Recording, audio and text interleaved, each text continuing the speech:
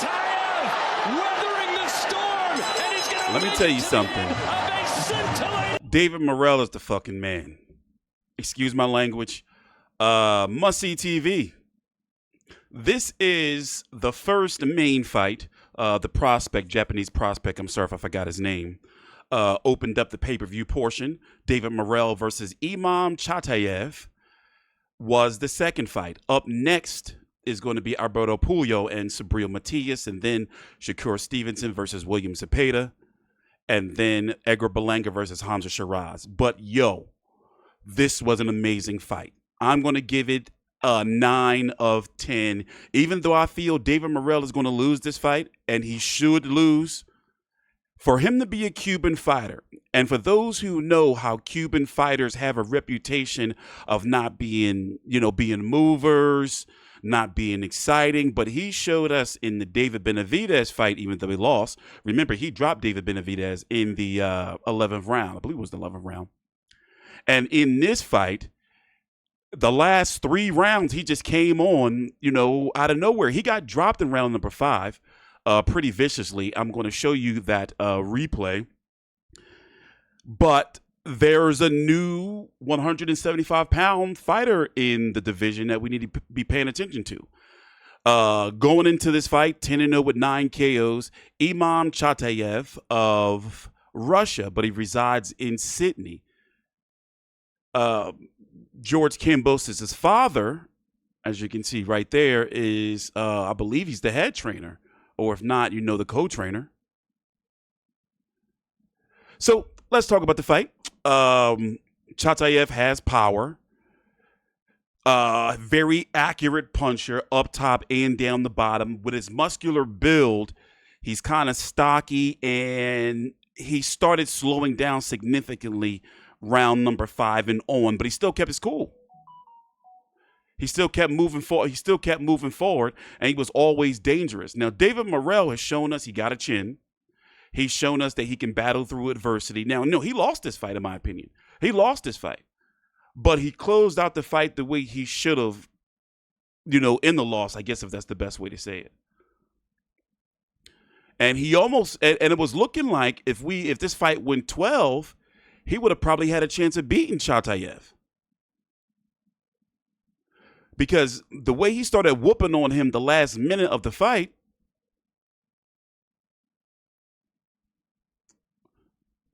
so I want to listen to the cards, and we're going to talk about the 175-pound division and what's next possibly for both fighters.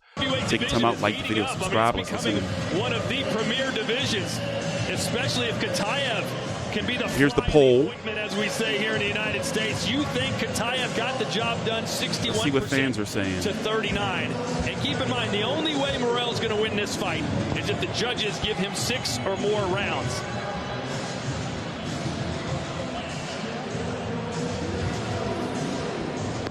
By the way, thanks for watching. Please drop a like. We're back full time. I've been covering a lot of boxing this week and other topics. So let's see what we got here. He should be, but I'm telling you right now, with that knockdown in his back pocket, like you said, Todd, that should be the difference in an ultra-competitive fight. But I really like. Okay, so it seems to be pretty mixed. Punching of Imam Khataev. So no matter how long the decision is taken, I think the judges are going to. It was a fight of the year candidate. I can't give a fight of the year yet, but it was a really good fight. As you can see, overwhelmingly, at least on social media. Oh, let's listen in. After 10 rounds of boxing, we go to the judges' scorecards, and we have a split decision. Expected. Judge Tony Lundy. I hope the right man wins. 95-94 in favor of Khataev. Judge John McKay scores it 96-93 in favor of Morrell. And Judge Alan Nace scores it 95-94 for your winner, David. Oh no! How? Morrell started boxing. He landed accurate shots, the body shots. I think that's what the judges saw. But I'm telling you right now, I think Khataev deserved better, guys. This was a competitive fight. Khataev with that. And Morrell was dropped. Beginning, middle, and end. judges got it wrong on this one, guys. Hey, I'd like to see that one again, either way. I think everyone wants to see it again. It was way too close for comfort. Exciting, yes. Both men showed adversity, but I think Khataev. So before we listen to the post-fight interview, let's talk about it. Imam Khataev failed a drug test back in 2024, April of 2024, from what I'm understanding from the broadcast. And he fought 4 times since then. He fought in May, September, December, and then now he's fighting. Oh, no, and then March of this year. So he's fought 5 times since then. But news just came out this week, and he was cleared to fight by one of the most strict. Let's listen to the post-fight interview. His English, Morrell's got much better, too. It was a great fight. How did you pull it out? Yeah, it's training hard every day in Houston. That's my corner, and listen every time I'm running cheese. Sometimes running angry, robbery. For not doing everything. The fight, about thanks to God, thanks to people in New York, thanks to my family right here for support. I mean, that's so exciting. I'm waiting for the next opportunity. I'm here, I tell everybody I'm back. It's my old boxing, move, everything, so I'm feeling great. Thank you. The guy too is right there. So thanks everybody who support me tonight. In round 5, first knockdown of your career, you get off the canvas, win the fight. Do we see a rematch? Why not? It's a great fight. So I'm not saying the rematch. The people say rematch, so the people like that the fight, a rematch. I don't care. I never say no. Everybody, I'm ready for what I got. I don't care. So people say no because for weight, for something. I don't say no. Never. David, thank you for an incredible fight. Best of luck in the future. Hey, familión de Cuba, que vuelta, seres. Gracias. So David Morrell, who just fought David Benavidez in his last fight, seemed not to be too worried, like he thought he had it won. Well, of course he's going to say he thought he had it won. And I would have liked to have heard from Khataev for a post-fight interview, and he's in the ring, and they won't even talk to him. Like, why? I hate when they do that. Like, why would they not talk to him? But here's the thing. Universally, looking like online, that, the fans overwhelmingly think that Khataev won. And, one positive is with Turkey Out Shake, we may see a rematch. But I doubt it. The good thing about it is the 175-pound division is kind of deeply top-heavy, if that makes sense. And I'm going to explain when we go look at the rankings. By the way, let me show you the knockdown. Let's see if they got it on their page. I got to go to my Twitter page. Hold on. I'm going to show you the knockdown from round number 5. But, David Morrell is an exciting fighter, and he knows when to turn it on. Sometimes he sits there and takes too much punishment, more punishment than he should be taking. But overall, still, an exciting fighter to watch. And you can see here, let me show you the knockdown.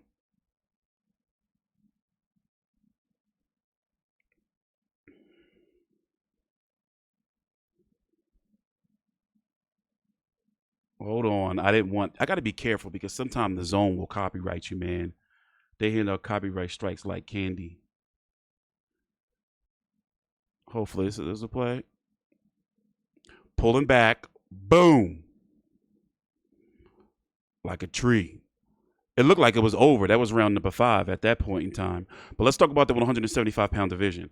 Let's see here. So, Dmitry Bivol and Beterbiev are waiting for a date. We don't know when that's going to be. Because just last week, and remember, right now is the 12th of July, or earlier this week, Beterbiev was like, put something on social media like, hey, what's going on? So I'm guessing maybe we can get that in December or the beginning of next year. I don't know. Because November is already that Ring 4 card that's headlined by David Benavidez, who is now under the Turkey Out Shake banner, and Anthony Yard. And nothing's moving until really then.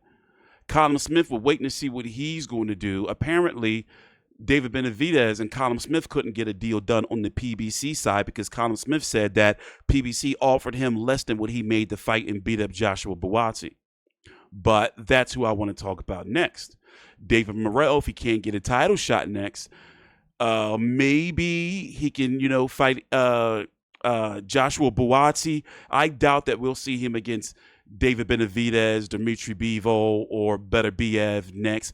Maybe, if we're lucky, we'll get David Morrell and Colin Smith because, David Morrell losing to David Benavidez and then getting what a lot of fans feel is a gift tonight over Imam Khataev, then a lot of people may feel like, oh, he's sweet for it. Colin Smith may look like, hey, listen, I'll fight him. I can beat him.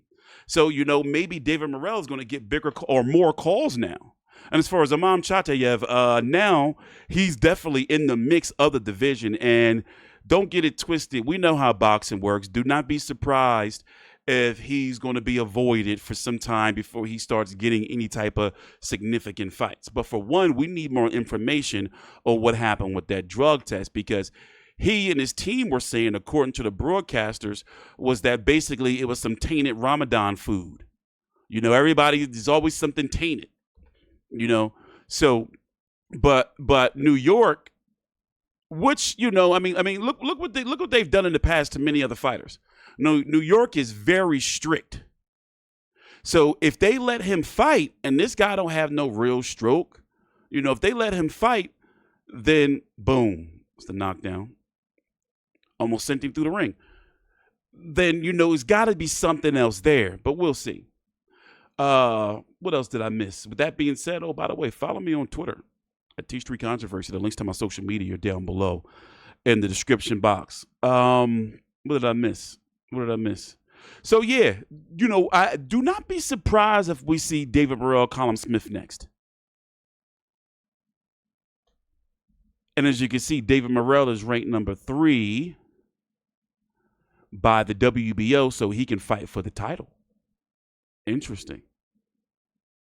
Thanks for watching. Please subscribe on T Street Controversy with 5U360.